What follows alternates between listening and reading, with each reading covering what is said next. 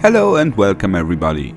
In this video we will compare two high-end meta Paladin builds, the good old Hammerdin, who is very popular, and the reborn FoH Paladin, maybe the top newcomer from patch version 2.4. For competition I have built two similar endgame builds, focused on damage and faster cast rate. The Hammerdin has a typical skill tree, Blessed Hammer and all synergies maxed out, also the Holy Shield, and some further typical Pala skills enabled with 1 point. His items, Heart of the Oaks and Herald of Zakarum, Tiara and Amulet with 2 skills and 20 FCR each, Enigma, Arach, Mage Fist, a Soy, and an FCR ring for getting the breakpoint at 125. In the statistics we have 4k life and 15k magic damage. The FoH is a Templar-Vindicator build, that is my favorite one. For PvE we concentrate on the magic damage only, so only Fist of Heavens and Holy Bolt have to be skilled out. Like this, there are enough points left to put 20 in Fana and Holy Shield as well. Then we also have enabled some further skills with 1 point and put the remaining points into Conviction. On this build we can use different weapons. Hand of the Blessed Light is good for maximum magic damage. Grief is for close combat. Heaven's Light is a good mix. And Heart of the Oaks will be needed for playing with maximum FCR, but playing at the 75% breakpoint can be fine too.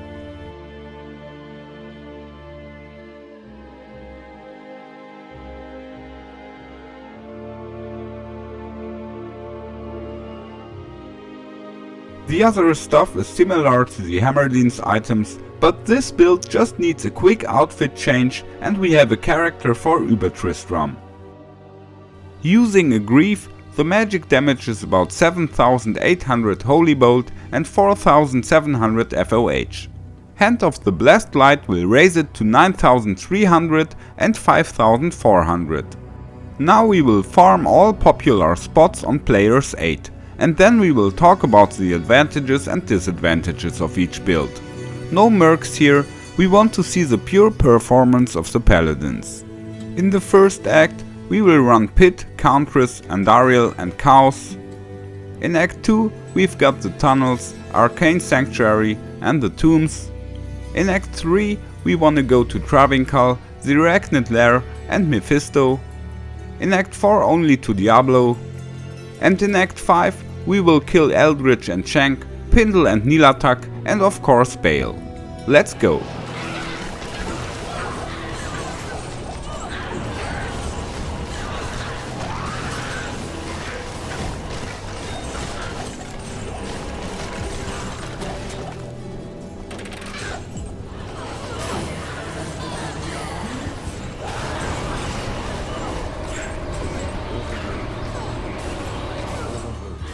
The Hammerdin does not have any problems in Act 1. Andariel dies very fast, although it is players 8, and the Paladin also can clear the cow level all alone.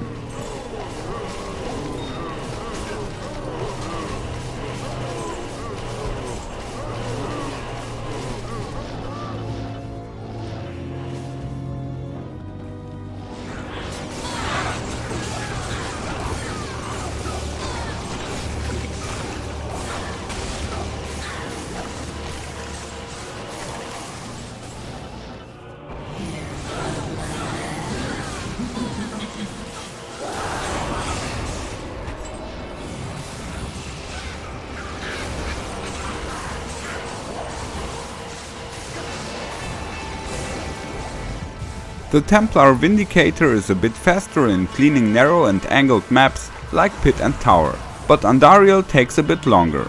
In the cow level we have a total failure. Players 8 cows are too strong and there are so many of them. Even on players 1 it is not worth farming here with this build. So after the first act the Hammerdin takes the lead. But in the second act he has his first issue in the tunnels. The Walking Deads are immune to magic damage.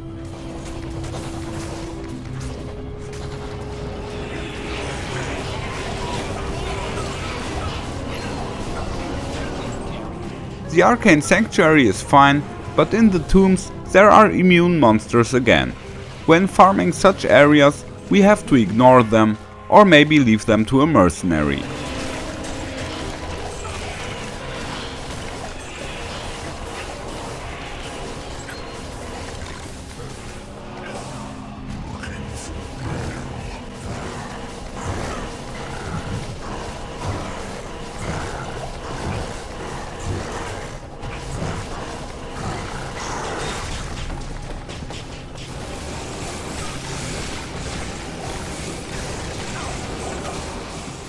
The Templar does a bit better in the tunnels. Some monsters he has to kill in close combat, but at least he gets everything down without any trouble.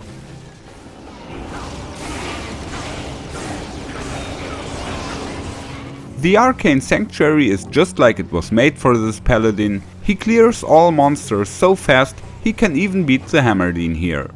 Also, the tombs are nice to farm. The only animals that can be found there are those scarab beetles. You can decide to skip them or kill them by the sword. So the second act brings back some balance in this competition. We have a tie now.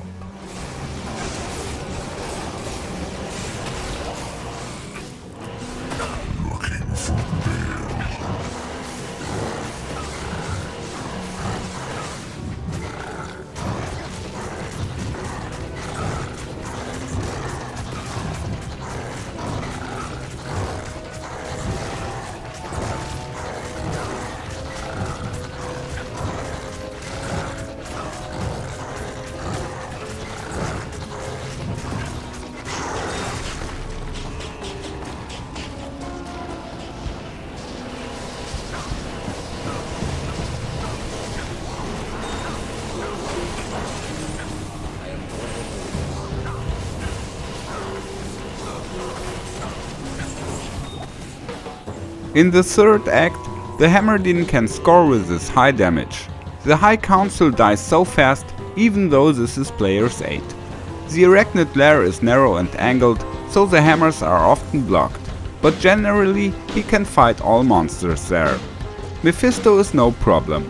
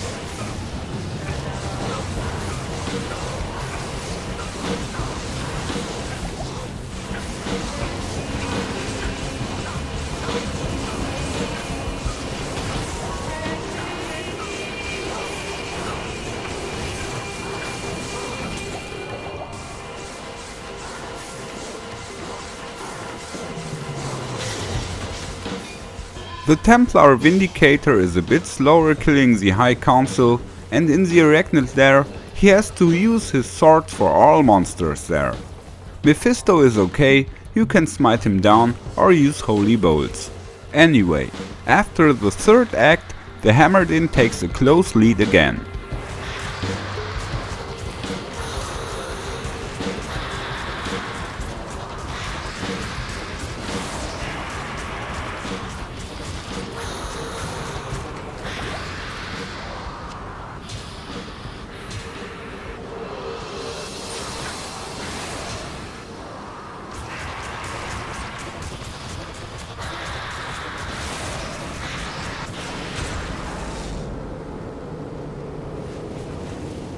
In the Chaos Sanctuary, the Hammerdin is a reliable farmer. The map also is not too narrow, so the hammers hit very well.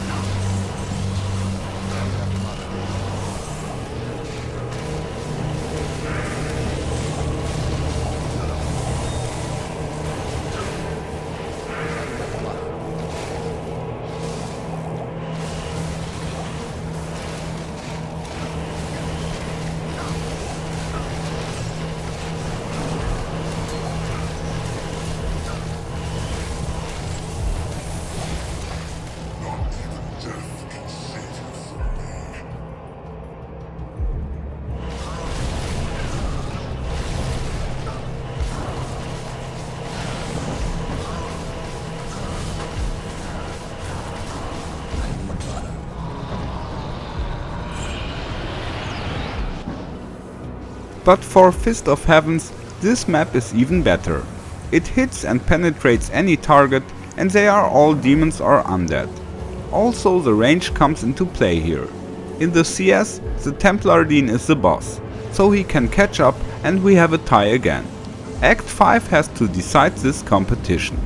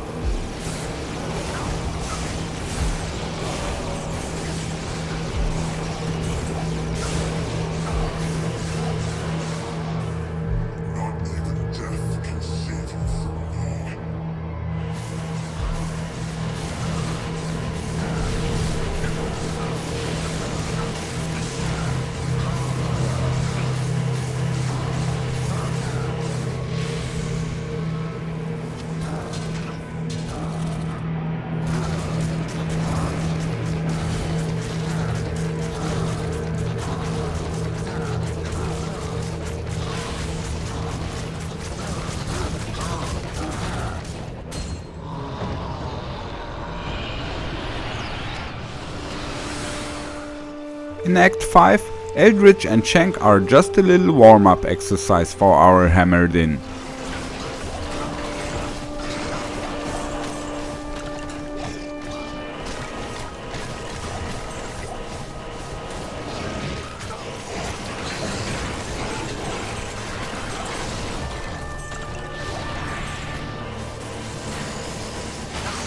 Pindle also dies fast, but the entrance to the temple is quite narrow, so you have to be very close to the monsters, what can be dangerous.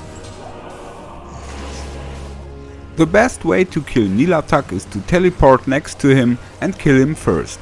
If you fail that, take care of the cadaver explosions.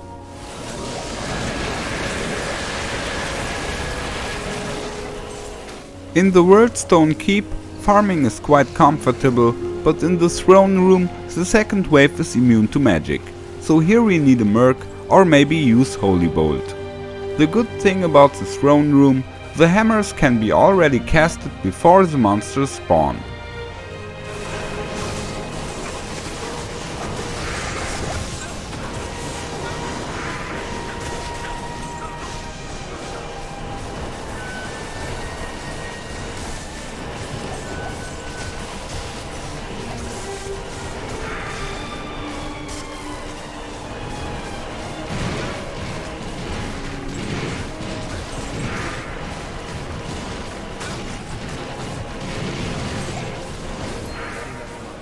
In the end, Bale will take some time, but hey, it's player's 8.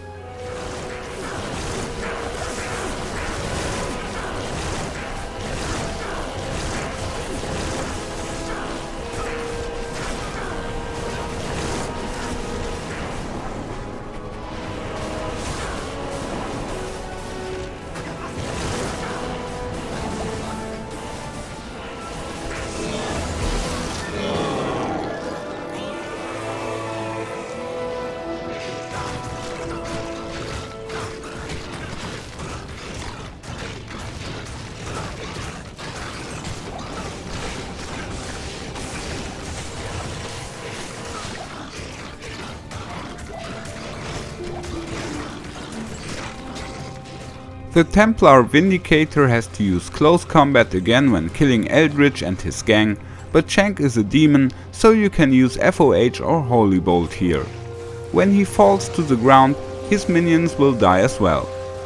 Pindle is very comfortable, you can kill him from safe distance.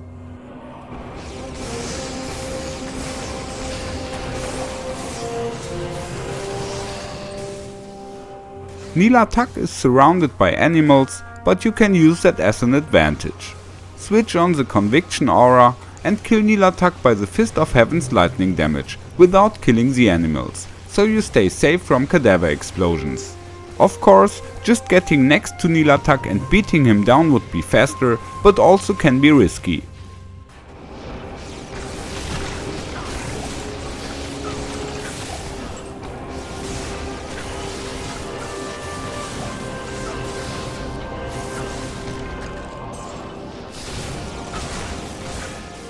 In the Worldstone Keep, farming speed depends on the monsters, but when in the throne room, all the waves are undeads or demons.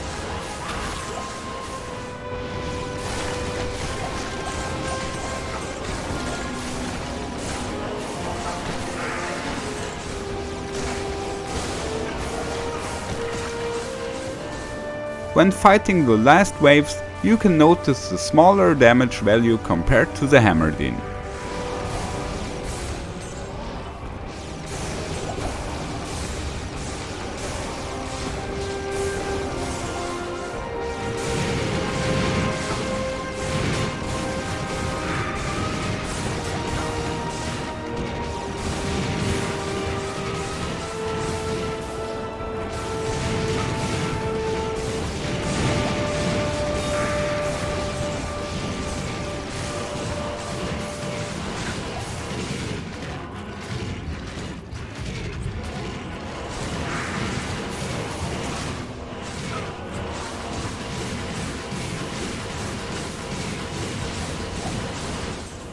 For killing Bale, use Smite.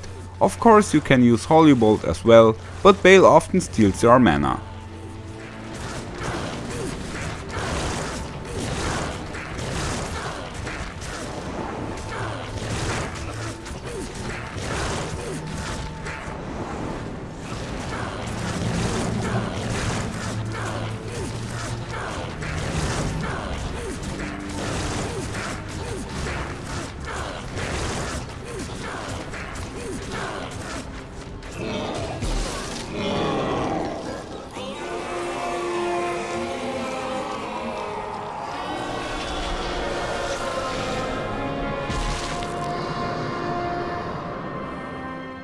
In Act 5, both characters showed some strength, but also some weaknesses, so putting all together, none of them has a clear leading position here.